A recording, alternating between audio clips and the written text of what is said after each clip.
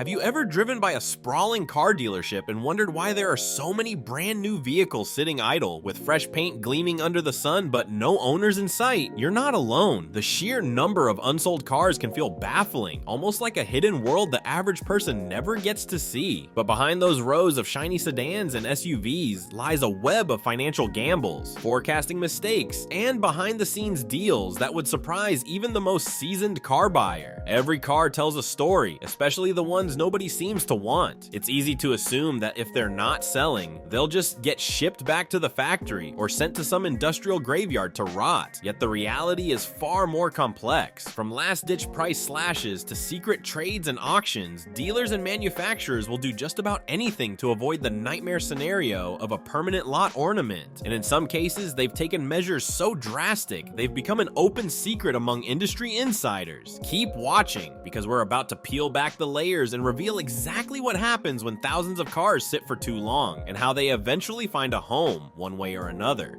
Car manufacturing is a high-stakes game of guesswork and ambition. Automakers try to predict future demand by looking at everything from past sales to emerging trends in consumer behavior. Will fuel prices surge and make smaller hybrids more attractive? Will a new SUV capture America's imagination and run off the lots faster than they can be built? No one truly knows until that car hits the market. In a perfect world, factories would produce precisely the number of cars people are ready to buy. But consumer preferences can pivot without warning, especially in an era where social media hype and environmental concerns can reshape priorities almost overnight.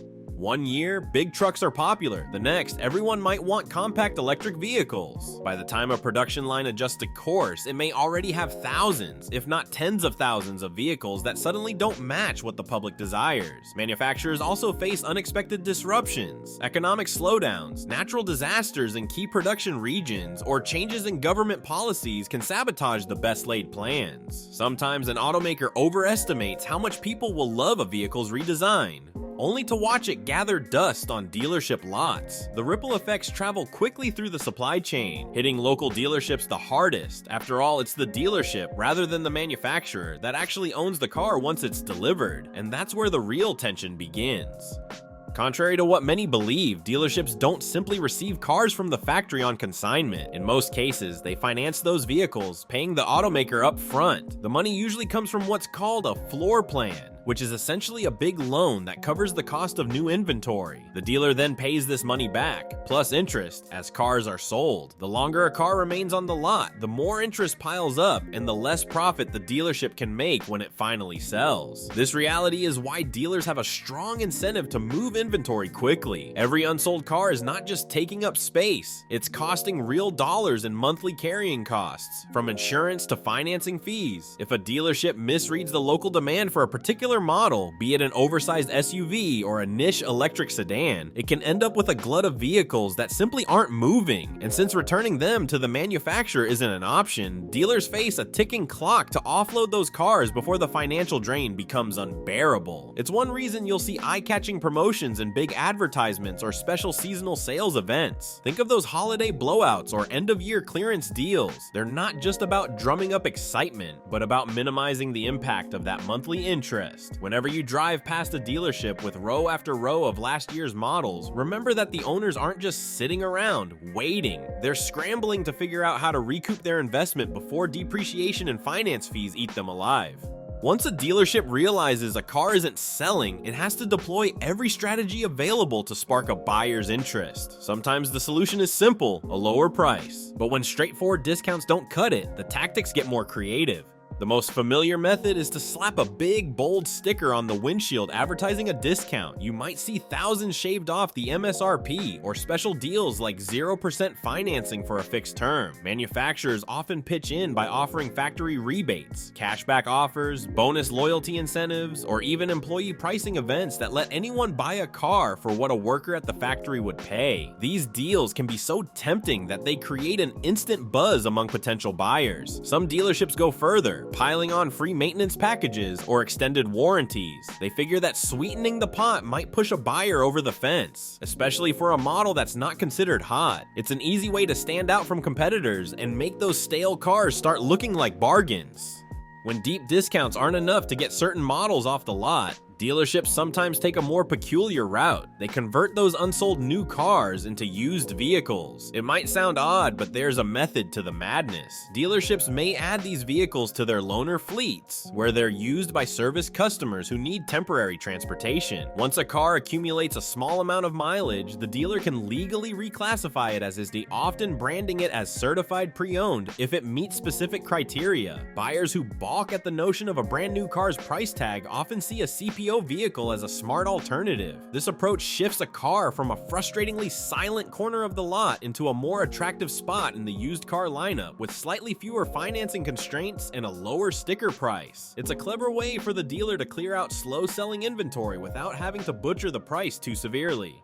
If you've ever tried to buy a car in one region, only to find out a particular color or trim is sold out locally, you might have benefited from a dealer swap. Dealerships within a brand's network can exchange vehicles based on what sells best in their respective markets. What might languish in a cold climate could be a hot commodity in a warmer region. This network shuffling ensures that each dealership has the right types of cars that appeal to local buyers' tastes. Dealers will often coordinate these trades behind the scenes, so customers rarely notice. One day, a convertible that sat idle for weeks in a northern state might show up at a dealership near a sunny coastline, where it sells within days.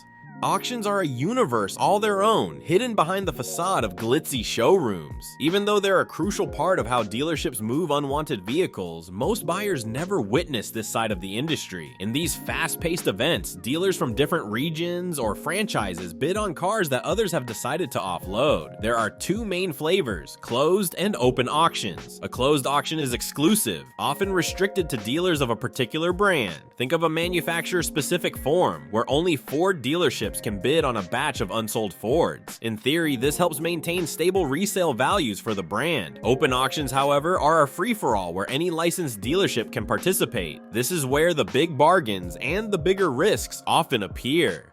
Prices can drop quickly if multiple dealers decide a particular vehicle isn't worth much in their markets. In these environments, used car lots or even rental companies often snap up late model vehicles at a discount, fill out the necessary paperwork, and turn them around for profit.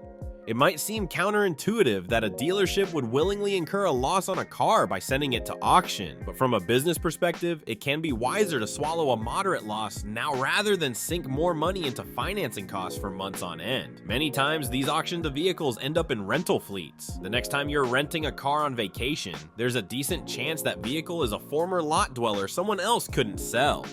Most of what we've covered deals with vehicles that actually make it onto a dealership's lot. Sometimes, though, a car never even arrives at a local showroom. Perhaps the manufacturer recognized too late that a certain model was overbuilt, or maybe an economic downturn hit the market right as thousands of new units rolled off the assembly line. When those moments occur, automakers have their own set of secretive approaches. If you've ever stumbled upon images of massive fields filled with row after row of identical-looking vehicles, you're looking at an automaker's storage site. These giant lots might be in out-of-the-way places, such as old airports or large swaths of farmland the company leases for this exact purpose. Here, cars can sit for months, waiting for a shift in consumer demand or for the next strategy meeting that decides their fate. In some cases, manufacturers will quietly filter these cars to dealers in drips and drabs, hoping that a little scarcity in the marketplace at any one time might boost the perceived value.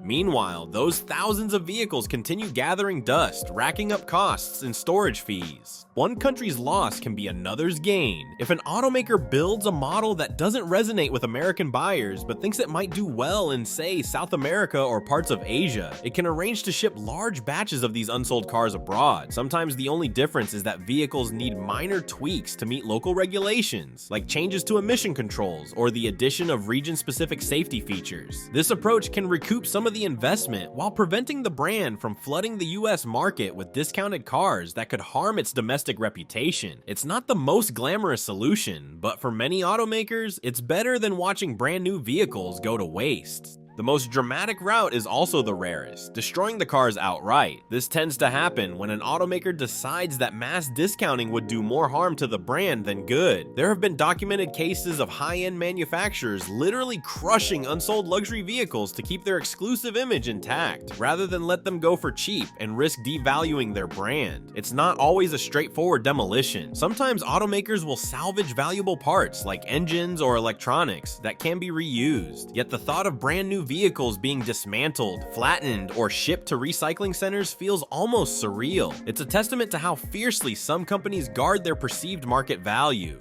Wherever there's secrecy and high stakes, rumors abound. Industry whispers point to entire fleets of electric vehicles hidden away in private storage, waiting for battery technology or charging infrastructure to catch up. Some suggest that certain models were quietly buried after failing to meet strict emissions tests, though official statements rarely confirm such dramatic scenarios. Speculation also surrounds special edition or canceled models. You might hear stories of an automaker producing a niche variant that never saw the light of day. Collectors often wonder about these lost cars, fueling rumors that they're locked away in warehouse vaults. While some of these tales can be exaggerated, they underscore how much the public remains in the dark when it comes to unsold automotive inventory. Certain controversies arise when dealerships can't move specific high-performance or rare models. Fans speculate about secret auctions where only select VIP buyers get invites. Some are convinced that big manufacturers keep brand new legacy models hidden to release them years later as a marketing stunt. Though these stories can veer into conspiracy territory, they reflect the very real tension between automakers' marketing tactics and the behind-the-scenes financial pressures to avoid wasted production. All these tactics, price drops, exports, auctions, scrapping, ultimately shape the automotive market in ways most people never notice.